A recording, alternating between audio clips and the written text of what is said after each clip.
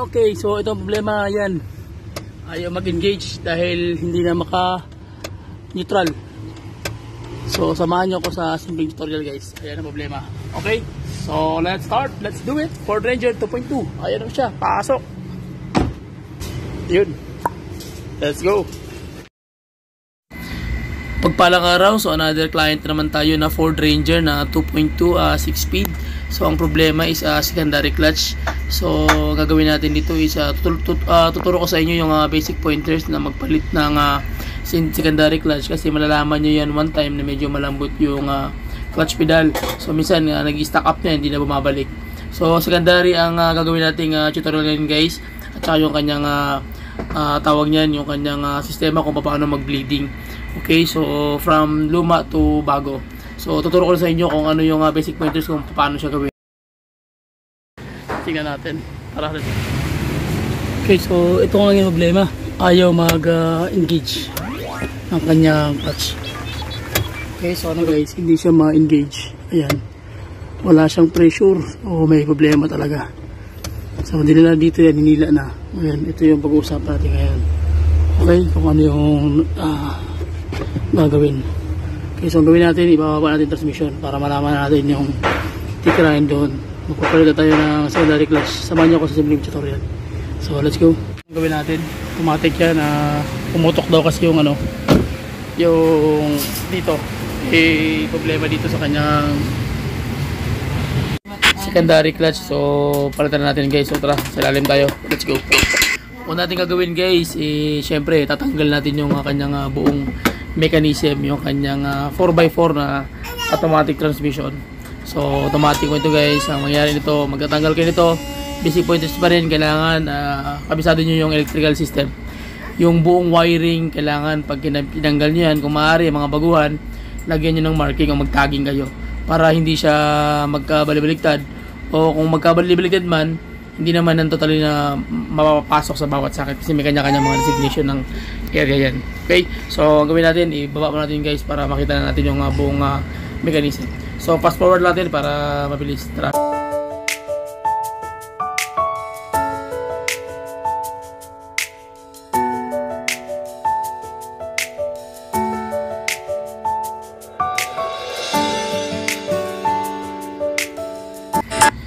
Okay, so backpass natin guys. So ito yung kanyang secondary clutch coupler. Itong plastic na yan. Ayan. So makikita nyo yan, kulay black yan, plastic na talaga yan. So mamaya bibigyan ko yun ng detalye about dyan. So tanggalin natin isa-isa lahat na tapos para makita nyo yung secondary clutch kung ano yung sitsura sa loob. Okay? So sige, tanggalin ko muna guys, then balik kayo may konti. So ayan na, nabaklass na natin yung buong mechanism. So ito na yung 4x4, makita mo naman yung kanyang connector ng kanyang 4x4 guys. So puntahan natin yung secondary clutch guys, kung ano yung sasabi ko sa inyo. Ayan yung assembly ng flywheel. Okay? Ito na yung kanyang secondary clutch. So ito yung kanyang original na parts. So tatanggalin natin, makikita mo yung original parts sa kanyang luma. So ito yung bago, makita nyo may boots. Ayan. And then same sila dapat ng height. Ayan. Tsaka yung kanyang sukat sa loob, dapat parehas yan. Tsaka yung nasa lagayan ng coupler na butas. So kailangan same talaga yan guys. So yung bago, makikita nyo yung parts, napaka talaga original. Okay, so yung luma at placement yan. Pero meron akong tips sa inyo, kailangan same talaga ng sizes para hindi kayo magkamali. And then itong kanyang coupler guys, kailangan nito is kailangan maingat kayo sa pag-bleeding pagdating sa coupler, kasi yung coupler natin guys, plastic lang ito. Once na magkamali ka sa bleeding system nito, may posibilidad na masira mismo yung kanyang lock. So once na masira yon, magpapalit ka na ng buong assembly, which is napakamala sa mga 20,000 ang isang set nito. And then kung ang replacement naman pwede mong mahanapan ng mga 6,000 to 8,000 ang isang set. So hindi lang ito coupler, kasama na yung kanyang reservoir. So medyo mabigat talaga guys pag once na ito yung masira, dahil hindi mo talaga siya magagawa ng paraan sa plastic lang siya.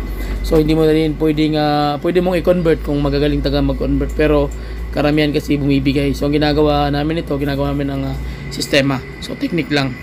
Ang ginagawa namin, gumagawa lang kami ng paraan na meron kaming ginagawang stopper para ma-sistema natin yung mechanism. So lagi yung tandaan na hindi basta-basta yung pag ito ang masira yung kanyang mechanism. Okay, so dahil napakamahal. Ayan, so ito tinanggal na namin yung mechanism, yung kanyang transmission assembly, tapos ayun yung mga bleeder niya sa ilalim, tanggal na rin yan lahat yan. So magpapalit tayo ng banibagong palit kami ng secondary. Ito na yung bago nyo. Ayan, okay. Ngayon mamaya, so mamaya konti kakapitan natin to para makita nyo yung buong pagkakayari at saka yung pag-bleeding. So dapat gawin. Okay, so sige, shoutout mo tayo sa ating kaibigan. Pasok, Brad. So Brad, shoutout ang mirador. Shoutout sa Ramon ngayon, Ford Ranger 2.2 6 speed. Yung bleeding natin. Palit tayo ng secondary clutch. Okay. Nasa ilalim ang secondary clutch ito Sa loob. Okay, so gagawin natin guys, ikakabit na natin yung buong mechanism. So bago tayo magkabit nito, ituturo natin sa inyo yung tamang pag-bleeding ng secondary clutch bago nyo ikabit sa kanya mismo sa transmission. Okay, so ito na yung luma, so ikakabit natin bago. So tara, let's go.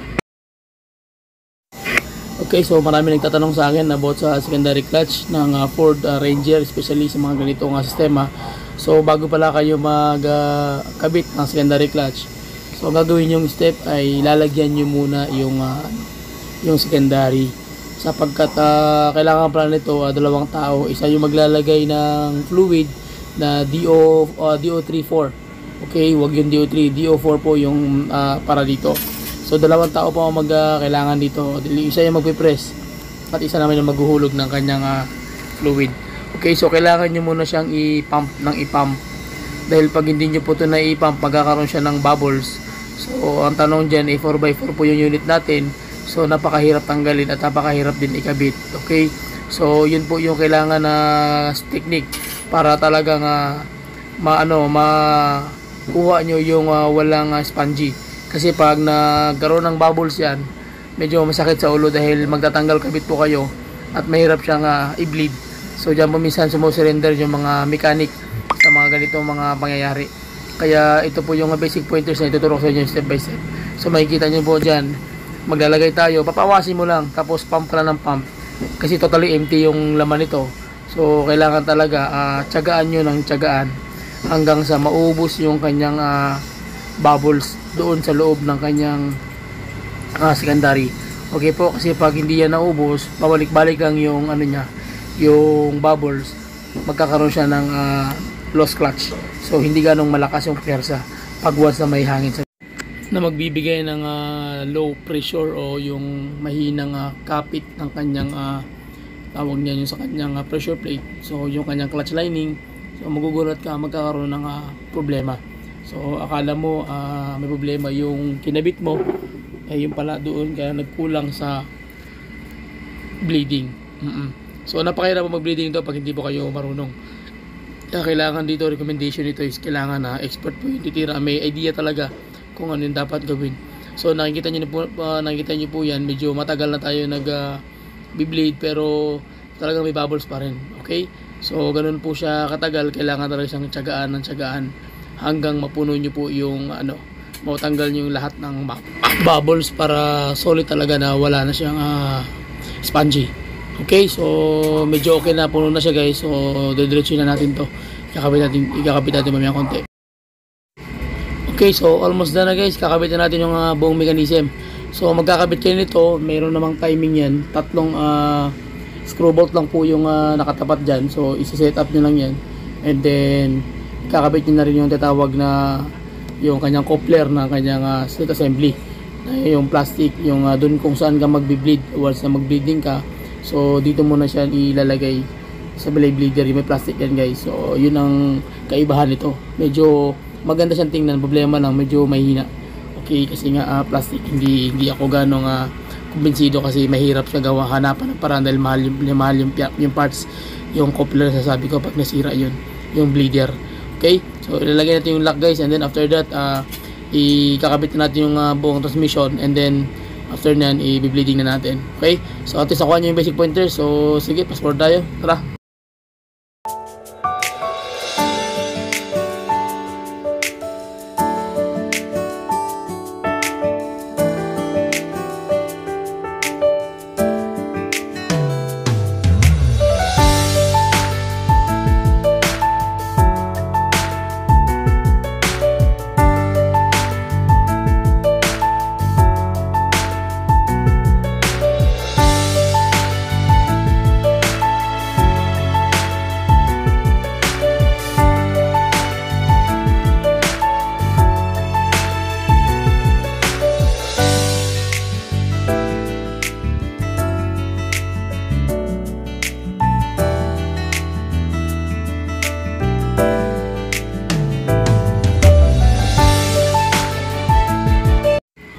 Okay, so ikakabit na namin. So pakita ko lang sa inyo kung gaano kahirap magkabit ng 4x4 na transmission. Kaya sa mga shoutout sa ating mga lahat ng mga unit owner dyan, kung alam niyo yung pagtanggal at pagkabit ito, medyo mahirap po talaga. Kaya medyo hindi kayo magtataka kung bakit mahal magsigil ng ibang mga mekaniko, dahil worth it naman, dahil napakalaki po ng mechanism ng unit ng 4x4. So medyo malawak siya at malaki at mahaba, and then ano siya guys, sensitibo rin siya. Once na magkakabit na kayo nito, kailangan alam nyo yung mga wiring kung saan nakalagay para safe talaga yung electronic system ng kanyang automatic transmission, dahil medyo delikado po pag once na magkaroon ng problema yung automatic transmission mo, magluloko-loko. Bakit? Yung mga socket nya, halimbawa yung maipit yung main harness, so delikado yun. So bantayanan, kung kailangan mo bantayan yan bago mo ikabit, kailangan naka-forma na yan. Okay, so yun yung mga basic pointers guys bago kayo magkakabit ng transmission. Kailangan alam nyo yung sistema, paano siya tatanggalin at paano siya babaklasin, especially yung mga wiring.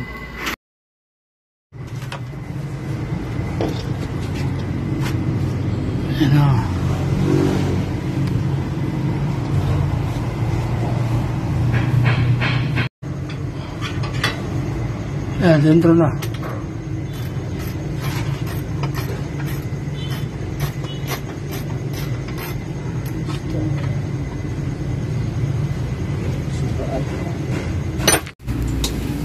Ayun.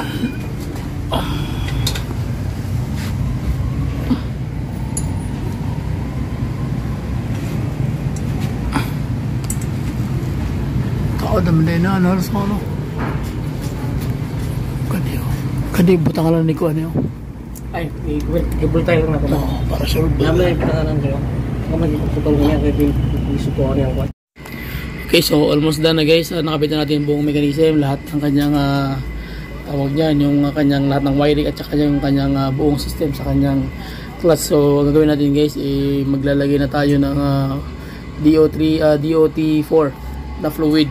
Okay, so bibleeding na natin yan isa-isa para makita natin kung okay na ba yung tira natin, at saka yung kanyang mechanism sa kanyang coupler, yung sasabi ko na plastic. So maglalagay na tayo guys ng fluid sa taas. Okay, so para matry natin kung okay ba yung tira natin. Okay, sige, tara, let's go. So lagay na tayo guys.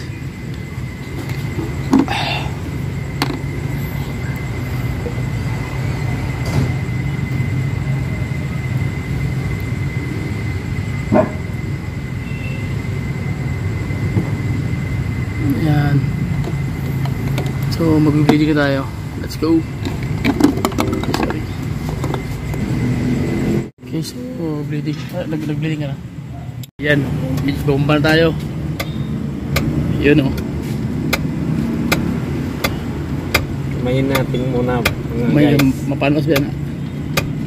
Kasi bleeding na tayo. Yan guys, kita niyo yan. Yan o, yan. Okay. Tundo!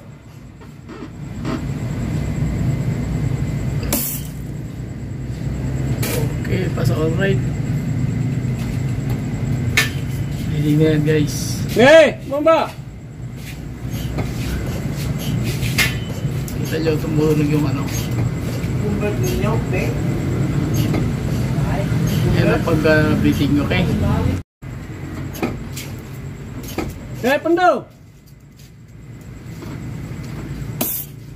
Yun. Wala na hangin ba?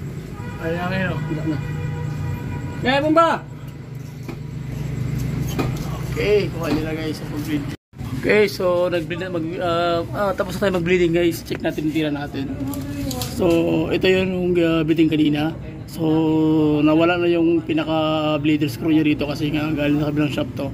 So, hinila na ito pupunta rito. So, ngayon, ito yung hinila natin na ariyahan. Ang ariyahan mo dito, ito lang isa. So, ito hindi na ito ariyahan. Okay? So, bleeding, kita nyo naman, madumi talaga yung ano to, puro na siya, ano. So, at least okay na siya. Okay, so, ayan na guys. Set up na. So, ginabit talaga tayo. Pero at least nakuha nyo yung basic pointers kung paano titrahin. And then, start na natin, tingnan natin kung okay na ba yung tira natin. So, tara, let's go sa taas, let's go. Okay, so ayan na guys, start na natin ng makina. Yun. Yeah. So, pakat din yung clutch. Check na natin yung clutch. Yun. Malaban na yung clutch. Tigas ganyan siya. So, sige. Start na natin. So, naka-neutral.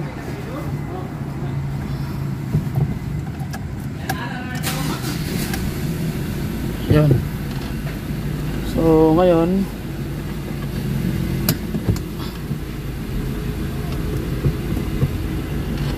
apak sa clutch. Yun. Matakbo. So, engage natin ang reverse tayo. Hindi natin reverse. Yan. Engage. Tanggalan kalso, Brad. Okay na, nag-engage. Sige, nag-engage. Yung kalso, tanggalin mo yung kalso sa likod. Okay, let's try. Reverse. Tignan natin. Yun, maandar na. Okay. So, neutral. Primera. Yay. So, primera tayo. Okay. So, okay na. Neutral. Apak kwarta. Quinta. Sixta. Primera, segunda, tercera, kwarta. Okay na. Pasok na. Oh, manual. Okay na. So, patayin ko muna para ano. Patayin ko muna para hindi ano. Okay na. Sige. Kwarta na. Oh, sorry. Salamat sa lahat ng mga unit owner at sa lahat ng mga aking mga followers, subscriber. So please subscribe to my YouTube channel, share my video, comment down below, and araw-araw natin re-replyan guys. Tsatsaga natin yan lahat ng mga ninyo, mga concern about sa engine. So hanggat ating makakaya, ating i-share ang ating kalaman at ating karunungan na bigay ng Panginoon sa atin. So maraming salamat. Yun lang. Please subscribe to my YouTube channel. Bye bye and God bless. See you. Okay. Alright.